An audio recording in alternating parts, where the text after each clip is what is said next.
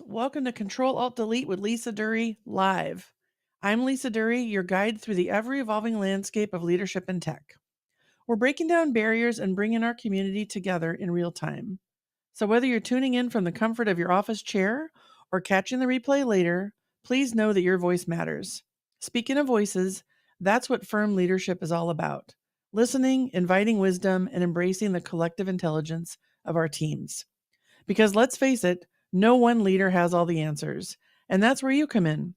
As we dive into today's discussion, please be an active participant. Drop your thoughts, questions, and insights into the comments below. This isn't just my podcast, it's ours. Together, we're rebooting Leadership Drive. And before we kick things off, I'd like to mention that this podcast and live stream experience is brought to you by RLD Group. As your host and the CEO of RLD Group, I'm grateful for the opportunity to collaborate and bring in this podcast to life. Together, we're committed to empowering organizations, teams, and leaders like you, and your engagement in this conversation is invaluable. So without further ado, let's jump into the conversation, get comfy, hit that subscribe button if you haven't already, and let's make some magic happen. Hey there, everyone, wherever you are, whatever platform you're on, I am so glad you're here. I am Lisa Duerre, the host of CTRL+ALT+DELETE with Lisa Duerre, and you're here with us live. Welcome, welcome. I want to start off with a statistic because I think it's going to set the stage for what we're going to be talking about today. And the statistic is this: 40% of non-managers and 41% of managers experience daily stress, according to Gallup. Daily stress. Right? If you're feeling stress, you're not alone. I know I have stress. I know our guest has stress. This is our life in leadership. What I want to say to you, though, that this pressure is real.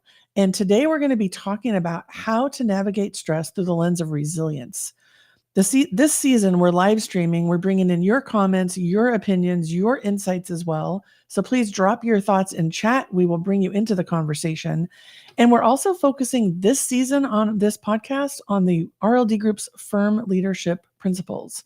That stands for flexible, intuitive, resilient, and mindful. And today we're going to be doing the R for resilience. And I cannot wait to have this conversation with you because there is a correlation for burnout prevention, stress management, and resilience. So we're going to double click on that today.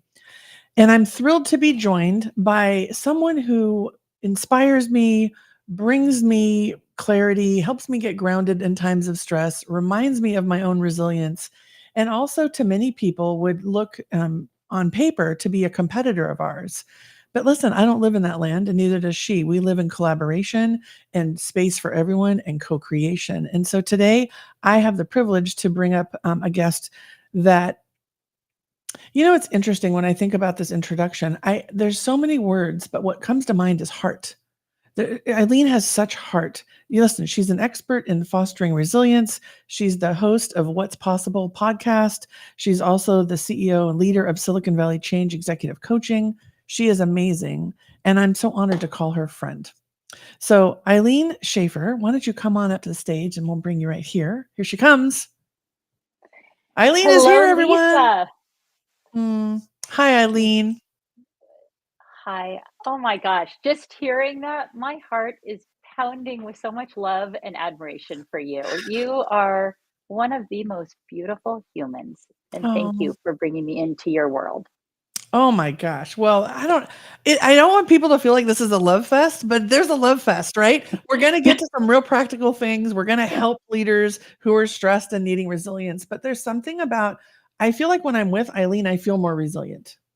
And so Ilene, thank you, because the way that you show up, the heart that you bring, the experience that you have, and the playfulness in which you and I banter really does fill my bucket and help me be more resilient. So I couldn't think of anyone better to talk about this today.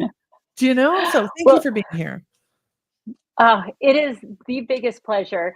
As you know, the founder and CEO, or I'm sorry, the founder of our company, Silicon Valley Change, Senya Myman, is the one who introduced us. And like you said, typically in organizations, people show up with this competition of, this is what we do. Oh, they do that. We can't talk. And that's not how either of us operate. And when Senya said, I have the most awesome person to introduce you to. She does really similar work in her own unique way to us, and you two need to meet. And from that first conversation forward, I just I fell in love with you and am so grateful to have you as a colleague and someone who fills my bucket. So thank you. Oh, thank you so much. You're welcome. And I think one of the things, even just right off the bat, to think about resilience, to your point, when it's because Senya said the same thing to me, you got to know Ilene, she's amazing. And I wrote her after, like, oh my gosh, who's this amazing person I just met?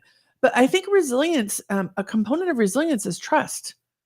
Right. And so Mhm. if there's trust in an organization or trust in that recommendation or trust in that referral, it makes the stress go down because listen, if Senya says you need to know Ilene and she's awesome, I'm already like, okay, I trust that.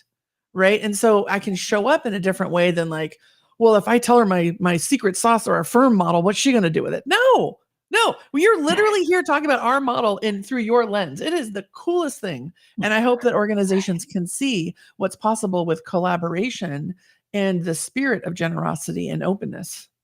So, yeah. Yeah, and raising each other up. You know, Lisa, I had recently on my podcast Claude Silver, who a lot of people know, a thought leader in the HR space.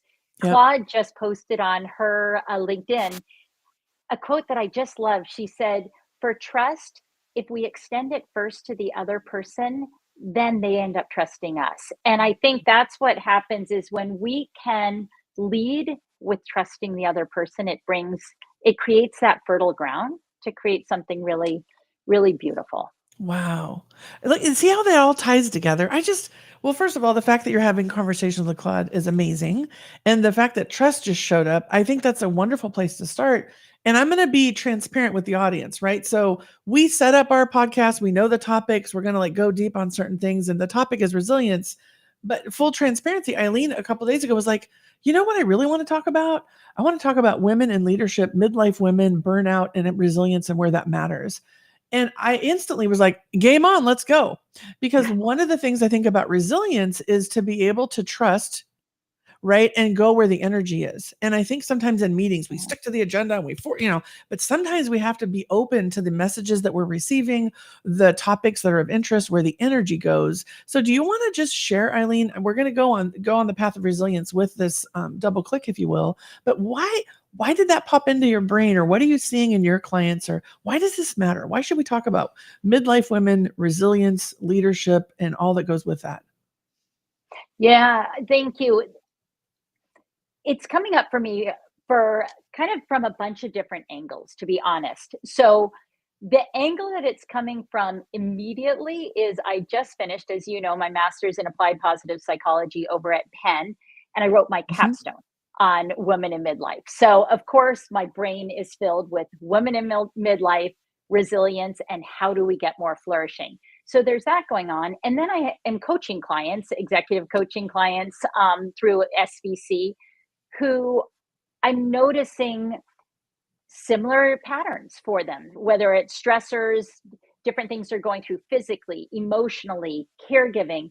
And so it was happening both professionally, it was happening academically, and of course, me and you, we are in that stage of life. Yep.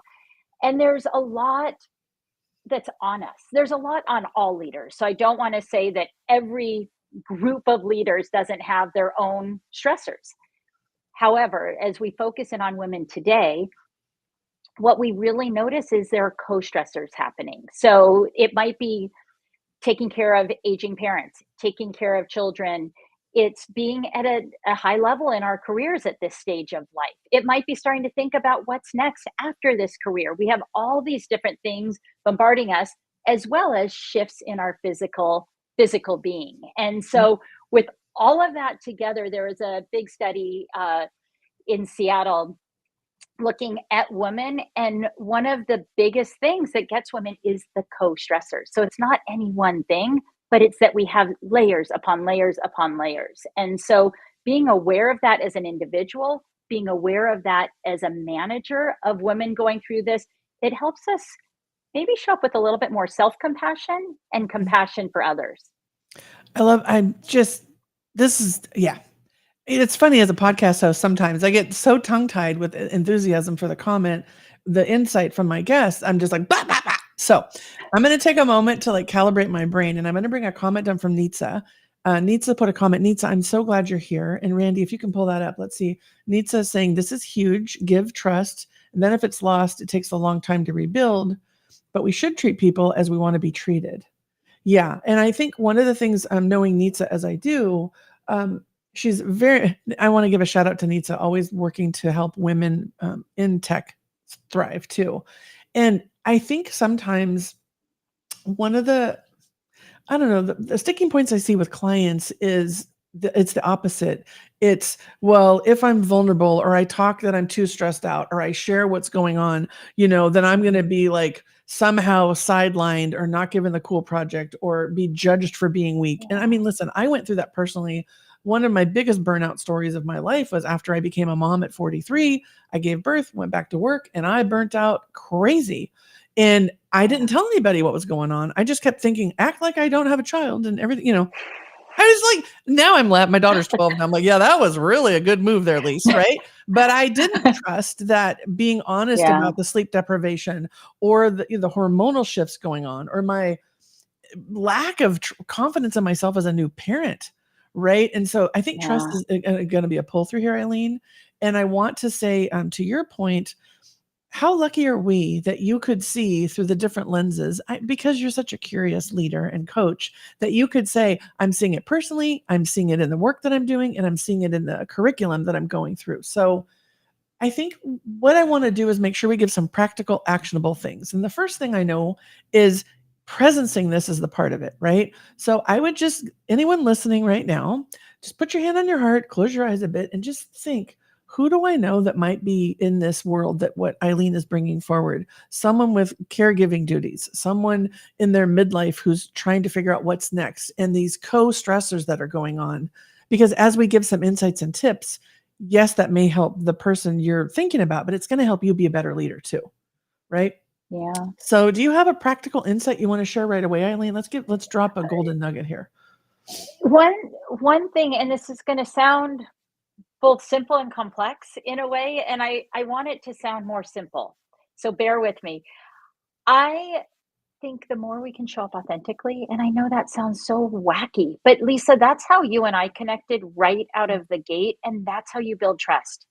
When you don't put on airs, when you don't try to present, and we live in a world where obviously people are presenting all the time, whether it's on LinkedIn, whether it's on Instagram, Facebook, whatever your mode of social media might be, there is a presentation of this is what it looks like. And I think the more we can start to talk about these very real feelings and stressors, the more we can just show up as humans first. And I think when we show up as humans first, that's when trust happens. And being honest with things. And I think if we can ask for help, but also, as you said, look out for people who might need help. How can we reach out to one another? Those things don't take a lot of time. We often think about, burnout or well-being, and it's okay, I've got to do this huge exercise program. I need to go on this huge diet. Like we make things very complex. Yeah. Life doesn't need to be that complex. And one thing that we know when we look at positive psychology in its entirety, the number one most important thing is connection. Yeah. It's people. Yep. And so when we can connect at the most core level and show who we truly are and what we might be going through, that opens the door to trust. That allows someone else to show up that way. And leaders really have a wonderful platform to do that, to create that environment for the people who they manage. Yeah. When I'm listening to you talk, I'm going to summarize a couple of things I heard. The authenticity piece, it is simple and super complex. You and I, when I was on your podcast, we were talking about what you don't see behind the Zoom screen, right? Like what else is going on for the person. So authenticity, I think the leaders have to model that first, and they need to say, yeah, I'm feeling kind of tired today, or, oh, I'm feeling really cranky or stressed, or like presencing and languaging in a way that makes you human as a leader so that the people who report to you feel like they can do that too, right? There's that component. And the other thing I heard you say that really just, it doesn't have to be a big thing, right? And so even this morning, I got it. I look what I got.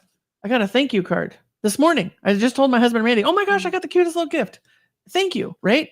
And I won't go into all of it, but it's funny. You know, okay, I will read it. Hope you enjoy the shell and the pickle. They sent me a pickle. It's hilarious. It's a stress pickle. Okay. Hope you enjoy the shell and the pickle. You're a blessing to me and so many others. You're loved, valued, and treasured. That was what this card said. Okay. Oh my gosh. What? That's so right. But wow. even a text, even sometimes like the similar little memes of just like, it's a crazy day, right? I just want to say that I think we've lost the art of a thank you card, but my day today was made brighter with a pickle. Yeah. Like what? It's like a stress pickle. Look at that, right? I'm cracking up because there's playfulness too, right? So I think one of the things to build resilience, I mean, I instantly exhaled. When I read that, I was like, oh, wow. It changed my nervous system. And so I think sometimes, and by the way, I didn't do that. It was done. I'm like, thank you, Tamara. But the thing that really stood out for me was her making the time to see me. Do you know? That's exactly what I was that's what I was gonna say. It was someone who sees you, who values you, tells you you're of value, all the components of mattering that Isaac Prilatensky talks about, if anybody has read his book, How People Matter. And it was gratitude. So it was gratitude and connection rolled into one, along with zest. I mean, when you think about all these things that came in one little package, right? You know, it's beautiful. Yeah. I love it. Yeah. And one of the things that really stood out for me as you were talking, I was like, how can we help people feel more seen? Because that is a resilience building tool.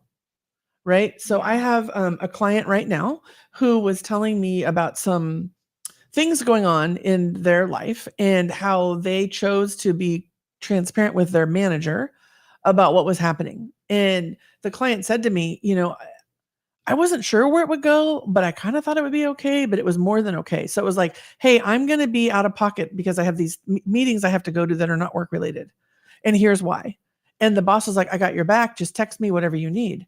And it was another example to me of, wow, if you are courageous enough to be honest about what's going on, and your leader actually shows up and says, I got you. How might we work together? Let's figure out this flexibility. This is mind-blowing to me from a resilience standpoint. So do you have any examples like that, Ilene, of where, you know, leaders have either not exhibited or exhibited in ways that might inspire our audience today to just think about, maybe I could do 10% more to create some more resilience on this team? Yeah, I'm gonna give you 2. I'm gonna give you I love to. one that takes us in the direction we don't wanna go, and one that takes us in the direction we do want to go. Okay. So the first one, someone who I coach, they again, typical woman in midlife and has aging parents on her, on her plate. She has kids that she's taking care of. She also has personal health situation that she's dealing with. And the manager of her group, and this is a senior leader who I work with, so even a more senior person, obviously managing, continuously calls for meetings after hours, has offsites that require travel that impact the health of this particular person. And so I think being able to really be aware of who's on your team and what else do they have going on in their lives. And it goes back to what you and I talked about, what's behind the screen. And I think someone can, and the person who I coach loves the work she does. She would put in many hours. It's not a lack of wanting to be present. It's just on the weekend, she can't travel. That's tough for her. Or, she can in advance, but a lot of these meetings are called last minute. Now we want you to be here. Or, we're going to do a last minute nighttime meeting. Those things, being really conscious of having that be not the norm, but the exception when that happens. So that's one thing that I would say. Now, on a positive, I have another client who we work with this organization, very large organization. I cannot say their name because of the NDA, but chances are you all know this organization. They do sabbaticals, and it is a 1-month sabbatical once you hit a certain time of having worked there. What I love about this, I was just talking to their head of HR. He said the sabbaticals are always encouraged, and You are not to connect with people while people at, who are still working, not to connect with you. And when you come home, your job has been managed while you were gone. So you don't come home or come back to work Mhm. to a full inbox, to a crazy meeting schedule. It is so supported because they know people need this. And so if we are going to offer ways to facilitate greater well-being for our employees, think about the full picture. So if you have sabbaticals, does the person come back to a workload that's unmanageable and then just skyrockets their stress level day one? Or are you managing it for them so they can exhale when they come back? So those are It's two different lovely. types of Yeah. examples. Well, you've just inspired a thought that so first of all, anyone that offers a sabbatical and covers the work gets like ridiculous gratitude from me. I've had a sabbatical. Once was a medical leave. I'll call it a sabbatical. And the other was like taking the time off and coming back to everything on you is it dilutes everything. It negates everything. It's awful. So to know that examples there can inspire our leaders. And I think the thing that I've noticed too is this, hybrid work and how many days in the office and wellness Fridays or wellness Wednesdays. And the same message goes, which is to build a resilient team, you got to give the people the time and not have the expectation that they need to check their emails or be on call. Like if you're giving them the day off, or this is like a company sponsored initiative, you got to like manage it that way. So it's a wonderful reminder. Nitsa has a comment in here. I want to bring it up. And Nitsa, I'm so glad you're here participating. So let's see. It's about transparency. True transparency brings us together. It leads to loyalty, followership, and true open communication. Yeah. So Eileen, what are your thoughts on Yep. transparency? Let's go there. Let's let Nitsa guide us in for a moment. Yeah, absolutely. I think that transparency goes back to Nitsa, which I think you were probably commenting right after we were talking about this, is showing up authentically. So Mhm. showing up and not trying to present in a way that you're covering up what else is going on in your life. And there is that fine line. We don't need to overshare. You don't need to share what doesn't feel right for you to share. So this is, you know, knowing how to share, how to appropriately share, and then also being able to be vulnerable sometimes. And I think it's hard to be vulnerable because we feel like we could risk being judged, risk having people be concerned about our ability to perform at a certain level. So it's not always easy. So I want to Mhm. acknowledge that, Mhm. but showing up with transparency, showing up authentically and showing up human, it really does make all the difference, and it builds a culture that you want in the organization, a culture where people truly can connect. I I love this conversation. I wish we had 4 hours. This is because there's so many layers to this, right? And one of the things that I know for sure is that I had told myself I was resilient. I power through anything. I can work 25 hours a day. I'll sleep when I'm dead. That was me a long time ago. And one of the things I realized is that I was defining resilience in the wrong way. Right? That's not Yeah. resilient. That's like workaholism. You know what I mean? Like that's like Yeah. perfectionism. Yes. That's imposter syndrome. Like Yes. that's not resilience. Resilience in my mind, my experience is you take a moment to reflect. You look at the past and my first thing is like, okay, when have I been resilient before? And that's when I realized my definition of resilience was wrong for me, right? And then it was like, okay, what does resilience look like? Well, to me, it's giving a moment of pause for my brain to catch up with my mouth sometimes. That can be resilient, right? Mm. Resilience can Yes, be absolutely. changing priorities and looking at what really makes sense for the team right now. But one of my secret things that I want to just not make secret when I think about resilience is that the wisdom is inside your organization. It's inside your team, it's inside yourself, it's inside your system. And I think one of the things I want to just drop here for people to think about is how might you bring in the voices of your team for problem Mm, solving? How I might love you that. allow and create space, facilitate a dialogue that lets people bring their best selves forward and help you define policy? Because in my mind, resilience from an organizational standpoint, it can't be defined by one person. Yeah. It's a compilation of your processes, your people, and your belief systems. And so I just want to drop that in there as we're talking, Eileen. And I see 2 comments here if I can. And you're welcome to comment. One I'll bring up Rebecca's too. one quick one quick thing on what you just Yeah. said that I think is really important, and that is, and it goes back to coaching, which is what both of us do. Yeah. It's asking questions, not telling people. And so Yes. Yeah. asking questions and getting a sense of well-being to somebody, or creating a culture of well-being, is going to be different for everybody too. So I think the more voices we can get in, and also, if possible, personalizing that based on what people need. And it allows for, we know what self-determination, that autonomy piece, competence, relatedness, that allows for that to happen when we bring in the voices and we ask, what is going to make this a healthy environment where that 40% to 41% of stress levels, we can start to drop them. And I think this question that you were just about to ask with Becca will bring that in too. So I'll let you No, it's perfect. So Rebecca's got a go there. question. How do you help with resilience outside the workplace? You could have a great workplace and still have the rest of life putting the pressure on. OMG, I'm raising my hand. I know. Yeah. So, okay, this is like so deep, and I'm going to try and be succinct. I think it goes back to the same thing Eileen and I are talking about. For me, it's about reflection and curiosity. Sometimes my resilience is when my boundaries are blurred and I feel like I have to do everything for everybody. I'm a mom. We have an aging parent in our household too. I'm living with a chronic disease with no cure, little things, right? And so it's like, okay, do I really want to take a vacation in July somewhere else, or do we want to do a staycation here? That was one of the ways I built my resilience this summer. We didn't go anywhere. We did day trips. So it's really, I think for me, it's about boundaries and clarity, and not asking for permission, but asking for support inside your family. But Eileen, what do you want to add to that? Because I know you've got thoughts. You just nailed it. The boundaries and asking for help, I think, is critical. And again, it goes back to our conversation with Nitsa, is being transparent too. Mm-hmm. Because I think when we go back to women and how we are conditioned, it is to take care of everything and to not ask for help, to not show that we are on fumes, or we're, Yeah. We might look we weak. are Eileen, we dragging. don't want to look Yeah, weak.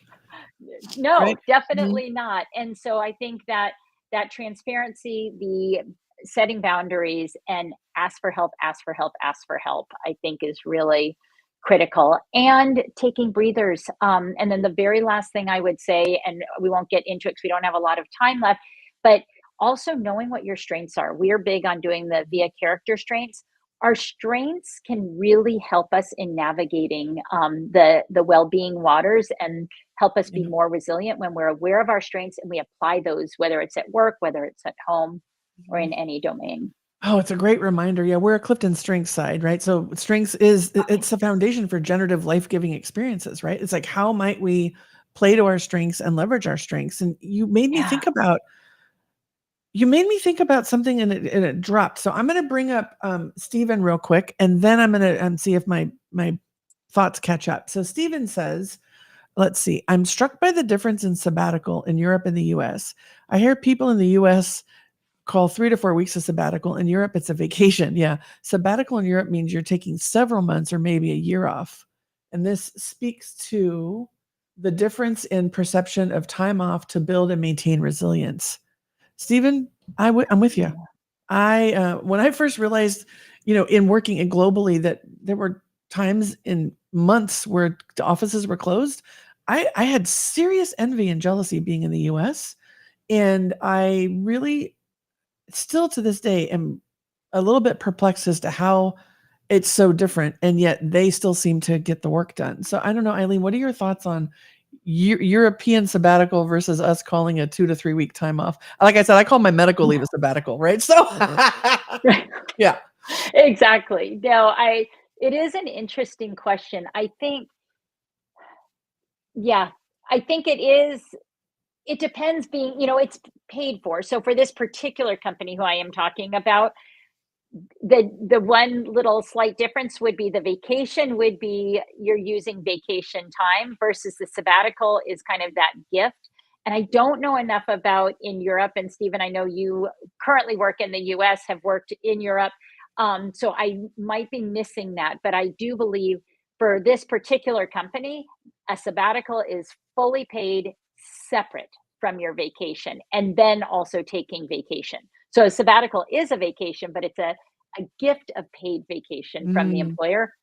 Wouldn't it be nice to have more of those? Absolutely. Yes. Indeed. I mean, we may need to do a whole, we may need to come back and talk sabbaticals, Eileen, and like do some more research and bring forward some ideas because this is something I question for myself too. Now, as an entrepreneur with my Yeah, own business, I did take a month off, right? I did a little bit of I work love behind, that. but I have that capacity now as a business owner to do that. And I told people I was rebooting, right? This is my reboot time. So I guess I just took a sabbatical, right? It was a month, Yeah. maybe longer, but I think fundamentally the root of what Stephen is getting to through the lens I'm seeing it at is what are the expectations and how might we really embrace the belief that 2 to 3 weeks is not a lot. 2 to 3 Yeah. weeks is not a lot sometimes, It's not. right? 2 to 3 weeks. You have Well, to take 2 weeks to just come off all the stress to have a week to then ramp back up. Do you know? exactly. Well, I also do want to call out, not everyone has that ability to take 2 to 3 weeks or a month, Yep. period. And again, in the ideal world, that would be great. But I also think one of the things when we're talking about resilience, when we're talking about burnout, we cannot wait for a vacation or a sabbatical to Mhm. unwind and fill our buckets. We have a pitcher that we're constantly pouring out throughout the day, throughout the week. Going back to Becca, it's getting poured out at home, it's getting poured out at work. And I always have my little sprinkles. We need to sprinkle resilience through our resilience and well-being Mhm. throughout our day. We cannot. I'll have clients come and say, I can't sleep at night. Should I do a meditation at nighttime? Should I take a calm gummy, whatever it Yep. is at Yep. nighttime?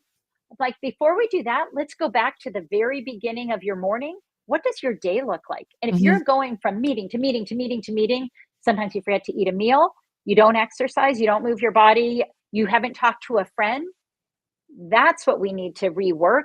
And you're going to start sleeping better once we get you to sprinkle resilience interventions or Mhm. little things that you can do to take care of yourself throughout the day and not wait for that vacation. Yeah, that's a great point. Okay, so here's what I'd like to do. I would like to ask you, so I believe in the power of music. You want to talk about taking a moment, a song. If I listen to a song sometimes, it might be a 3-minute moment, but that can shift my nervous system, get me back into regulation. I might need to co-regulate with my husband or daughter, get a hug, right? Do something, meet with a friend over the phone. But that song is usually the start for me when I want to get back into accessing and resourcing myself. So is there a song on this topic, Eileen, that comes to mind that might inspire our listeners? Yeah, it's funny. I'm going to just tell you, your gut is grounded in science. I took a whole class on the positive humanities, and music Mhm. does boost our well-being. And you don't have to be the musician. We can be the listeners. I am not musically challenged. I am musically challenged, not talented. Yeah. So I would say, in the spirit of woman, I really love two songs by Alicia Keys, and I'll be on the Peloton. And when these songs come on, I'm like, yes. So Girl on Fire, I Yeah. love by Alicia Keys, as well as Superwoman. And that speaks a lot to what women are going through. Now, I do love a good dance party, that don't get me wrong. So this one's not women oriented, but I'm going to throw one more in there. I love Perm by Bruno Mars. That song, it's hard not Perm. to start dancing. I don't think I know. Can you tell me how does it go? It, Perm. I know the other two. This girl's I on right, and I know well, I am right. I know those two, but what's perm? yep, exactly. Oh, well, now I can't. I challenge Okay. you. If I'm not anyone knows musically. perm, I'm drop it in musically there. challenged. I gotta go check it out because it sticks in my head. And I mean, honestly, sometimes if I can't even get the song, but I think about it, it shifts for me. So I'm gonna go check that out. It's so fun. So, okay, when you check it out, go to YouTube so you watch his video with it. The Okay. dance is so fabulous. Yeah. Oh, yay. Okay, I'm down. I am in. All right. So I want to thank a couple of folks who've been chatting with us, Rebecca, Stephen, Nitsa. Eileen, I'd love you to just share a little bit about SVC. How can people find you? Maybe your podcast, because you're amazing and people need to know. Ah, thank you, Lisa. So the podcast is What's Possible, and I bring on experts like Lisa onto the show. People that are our main audience are senior leaders as well as HR professionals. And so we bring wonderful people in to talk about what's possible in the space of leadership and well-being. Our company is Silicon Valley Change Executive Coaching, and we blend positive psychology, which is the science of well-being, with leadership development. And so we focus in on senior leaders through C suite We started with tech organizations. That's still a niche. And we also have many organizations outside of the tech space. And we also have facilitators who lead offsites as well as keynote speakers, and a very deep bench of coaches, over 50 coaches on our team. It's just, first of all, I just love how much our businesses literally do such similar things, right? And we're modeling for people. And I'm like, oh, wait, we do that. Look at that. What? I really feel like even our podcast, sharing our time with each other, I feel that is such a component of resilience when the trust is there and we bring these things forward. And I've listened to so many episodes. Your podcast is so compelling, Ilene. You do such a great job pulling the information out. I've never been a client receiving coaching from your org, but I know based on the guests, people would be foolish not to spend time with you listening to that and then connecting with you as well. So I hope our audience does. I am inspired by you every day. Thank you for bringing this topic forward. If you could leave our audience with one thought, a reflection, or maybe a generative question they can be asking themselves through this lens of stress, resilience, and our midlife women leaders, what would you like to leave the audience with? Yeah, I would say really think about who in your world lifts you up and spend more time with those people. Because when we connect with the people who bring us joy, like Lisa, that is the answer to well-being. When we have a community who supports us, who we support, who we raise up, connection really matters. Connection really matters, everyone. You heard it here from Ilene Schaffer first, and I'm going to double click on that with you. Yes, find people who lift you up. Ilene, you lift me up every day. Every time I talk to you, every conversation we have, I'm so grateful. Listen, for those of you here and those of you listening to the recording, if this inspired you, please like, share, comment, bring it to a team meeting, bring it to your family dinner table, talk with your bestie about it, because building your resilience, one of the ways through that is in connection and reflection. So I hope we've inspired you today. Ilene, thank you for being a guest here live. Thank you, Nitsa and Stephen and Rebecca for commenting in here. Wishing you all a great day, and find someone who lifts you up and let them know they do that. That would be a great first step. Thanks, Ilene. Thanks, everybody. Thank you, Lisa. It's a gift to be with you. Thank you, everyone, for joining us. That's a wrap, folks. Whether you're here with us live for the reboot or caught the replay to upgrade your leadership drive, I want to say a big thank you for being a part of this experience.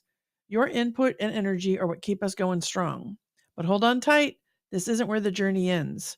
Let's keep the momentum going by sharing your thoughts in the comments, spreading the word on social media, or dropping me a message. I'm all ears and ready to connect. And hey, don't forget to hit that subscribe button or ring the bell so you don't miss our next episode. If today sparked something for you, your likes and comments mean the world. They help us reach more leaders like yourself and prevent burnout.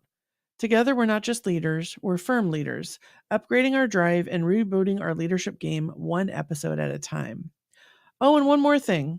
If you're interested in bringing this valuable discussion to your teams or organization, RLD Group is here to lend a hand. Reach out via LinkedIn or email hello@rldgroupllc.com. We'd love to chat. Until next time, this is Lisa Duerre signing off with a virtual high five and or a virtual fist bump, whatever you choose. Make it a great day, everyone.